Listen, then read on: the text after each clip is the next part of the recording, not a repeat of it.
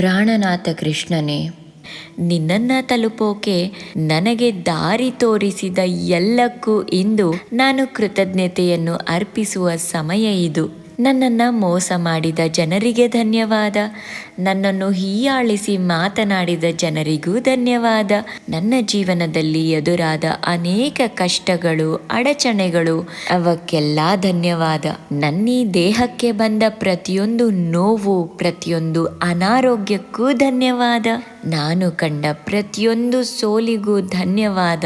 ಒಮ್ಮೆ ಹೃದಯ ತುಂಬಿಕೊಂಡು ಕಂಡ ದೊಡ್ಡ ದೊಡ್ಡ ಕನಸುಗಳು ಆ ಸಮಯದಲ್ಲಿ ನನಸಾಗದೆ ಉಳಿದಿದ್ದಕ್ಕೂ ಧನ್ಯವಾದ. ನಾನು ಇಟ್ಟ ಪ್ರತಿಯೊಂದು ತಪ್ಪು ಹೆಜ್ಜೆಗೂ ಧನ್ಯವಾದ. ಅದರಿಂದ ಅನುಭವಿಸಿದ ಪ್ರತಿಯೊಂದು ನೋವಿಗೂ ಧನ್ಯವಾದ. ಆ ನೋವಿನಿಂದ ನನಗೆ ದೊರೆತ ಪ್ರತಿಯೊಂದು ಪಾಠಕ್ಕೂ ಧನ್ಯವಾದ. ಈ ಎಲ್ಲದಕ್ಕೂ ನಾನು ಸದಾ ಕೃತಜ್ಞ ಪ್ರಭು. ಈ ಎಲ್ಲವೂ ಇರದೇ ಇದ್ದಿದ್ರೆ ನಿನ್ನನ್ನು ಹುಡುಕುವಂತಹ ಬಾಯಾರಿಕೆ ನನ್ನೊಳಗೆ ಹುಡ್ತಿರ್ಲಿಲ್ಲ. ನನ್ನ ಈ ಬದುಕು ಸಂಪೂರ್ಣ ಸುಖಮಯವಾಗಿದ್ದಿದ್ರೆ ನಿನ್ನ ಸಾನ್ನಿಧ್ಯ ಬಂದರೂ ನಿನ್ನನ್ನು ಗುರುತಿಸುವಂತಹ ದೃಷ್ಟಿ ನನ್ನಲ್ಲಿ ಇರ್ತಿರ್ಲಿಲ್ಲ.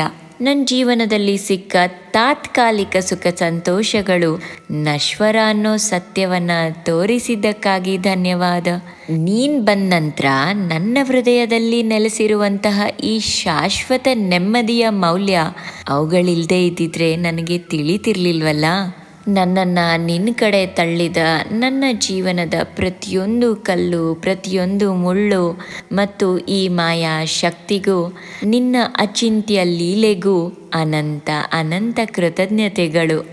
ನಾನೇನು ಅಲ್ಲ ಪ್ರಭು, ನೀನೇ ಎಲ್ಲವೂ. ನನ್ನ ತಪ್ಪು, ನೋವು, ಸೋಲು ಎಲ್ಲವನ್ನ ನಿನ್ನ ಪಾದಗಳಲ್ಲಿ ಅರ್ಪಿಸ್ತೇನೆ. ನನ್ನನ್ನು ನಿನ್ನ ಸೇವೆಗೆ ಯೋಗ್ಯಳಾಗಿಸು.